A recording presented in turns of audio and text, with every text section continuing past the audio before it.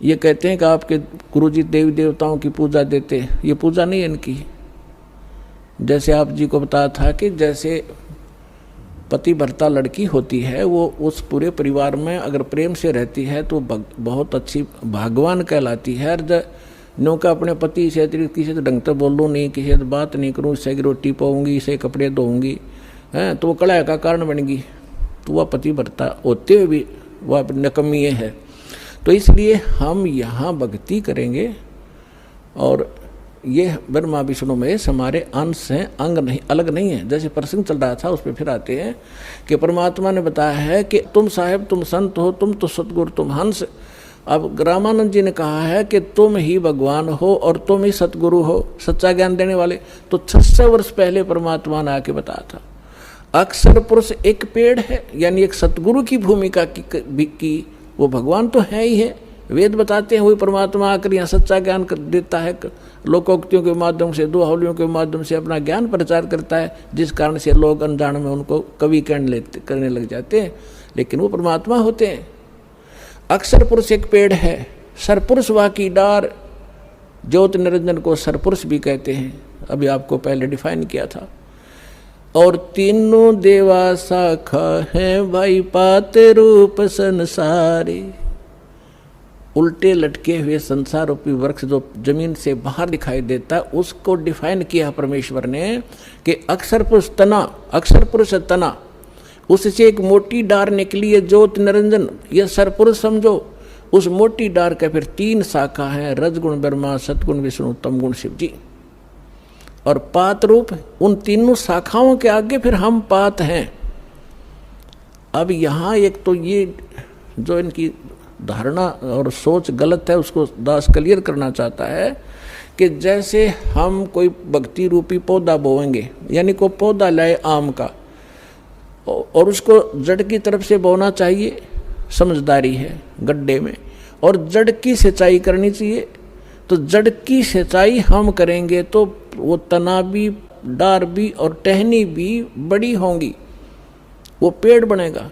और हमने क्या कर रखा कि हमने पौधा उल्टा रोप लिया भक्ति रूपी, हमने ब्रह्मा विष्णु महेश इन शाखाओं को इष्ट मान लिया और इनको गड्ढे में डाल दिया, इनको तो गड्ढे में डाल लिया, जड़ कर दी ऊपर ने, और हम सिंचाई करने लगे इनकी। आपको एक चित्र दिखा देता हूं, जल्दी समझ में आ जाएगी। ये देखिएगा, हमने पौधे को कैसे बीजना चाहिए था और बीज कैसे दिया। ये है संसार रूपी वृक्ष, देखिएगा, ये है ऊर्ध्व मूलम अधः शाखम, ऊपर को जड़ और नीचे को शाखा वाला ये उल्टा लटका हुआ संसार रूपी वृक्ष है। और परमात्मा ने इसकी डिफाइन किया है, अक्षर पुरुष एक पेड़ है, ये परमात्मा की वाणी है। निरंजन कहो सरपुरुष को हुआ की डार, और तीनों देवा शाखा हैं ये पात रूप संसार। ये इस जमीन से बाहर जो दिखाई देता है उसको पेड़ बोलते हैं।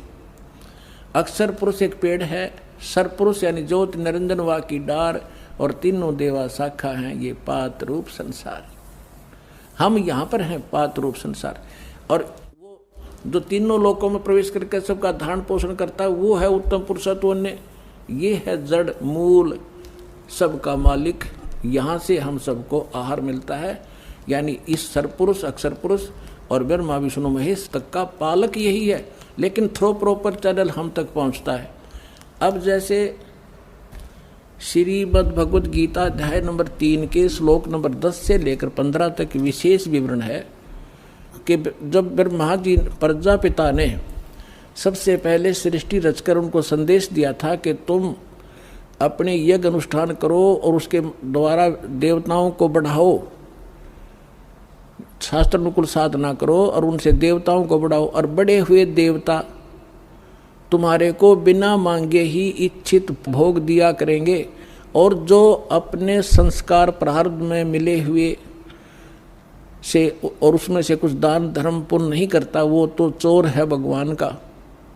फिर 14वें 15वें श्लोक में स्पष्ट किया है कि उस परमात्मा को जो सबका धारण पोषण जो परम अक्षर पुरुष है, उसको इष्ट रूप में मान के सभी धार्मिक अनुष्ठानों को करना चाहिए, जिससे आपको सभी लाभ प्राप्त होंगे। तो हम पूर्ण परमात्मा को इष्ट मानकर जड़ की पूजा करवाते हैं, और इन ब्रह्मा विष्णु महेश को अपने आप ही वो हमारे संस्कार शुभ बनकर इनके पास पहुंच जाते हैं। अब जैसे ये तो आपने पेड़ देखा, अब हम पौधा दिखाते हैं। कई कहते हैं कि रामपाल तो हमारे देवताओं को छुड़वाता, इसलिए हम वो साधना नहीं करें।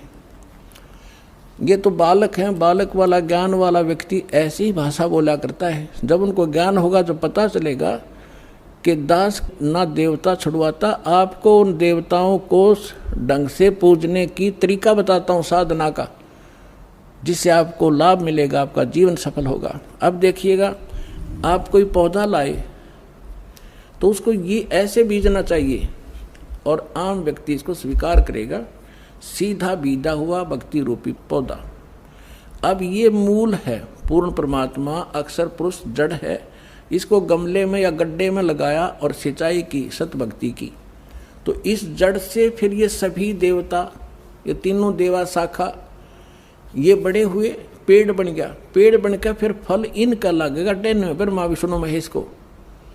अब इतना अनजान कौन होगा? वो मूर्ख ही होगा जो यूं कह है कि माली जड़ की पूजा करता है और टहनियों को तोड़ के फेंकवा दे, फिर उस पूजा का फायदा क्या होगा? टहनियों के ही तो फल लगेंगे। ये ब्रह्मा विष्णु महेश ही आपके शुभ संस्कार अशुभ संस्कार जैसे भी होंगे यही देंगे आपको, ये कंट्रोलर है यहाँ के। और जब हम शास्त्र अनुकूल साधना करेंगे तुम्हारे सारे शुभ ही शुभ होंगे, और वो जाएंगे इनके पास, ये फिर आपको देंगे। जैसे जड़ की पूजा की ये एग्जाम्पल है, ये उदाहरण है कि जड़ की पूजा करने से वो टहनियों के फल लगेंगे, और वो फल अपने आप लगेंगे, वो टहनियों के बस की नहीं। यानी आपके शुभ संस्कार होंगे तो ब्रह्मा विष्णु महेश आपको देंगे ही देंगे, चाहे आप कितना बैठे हो, चाहे जंगल में बैठे हो, वहाँ भी जाकर देंगे आपको। यही इनका कर्तव्य बना है।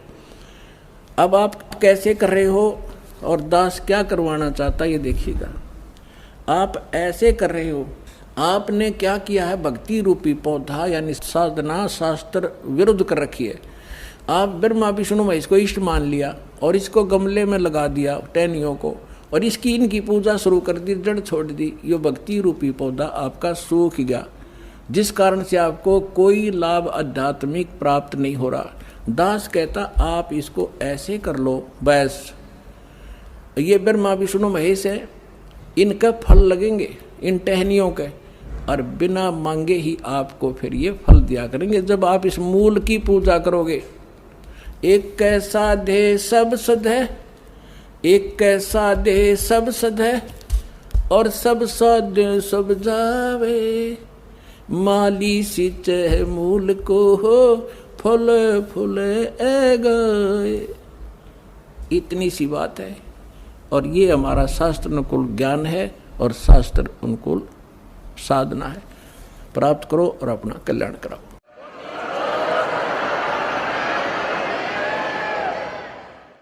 अब आपको कुछ भक्तों का अनुभव सुनाएंगे।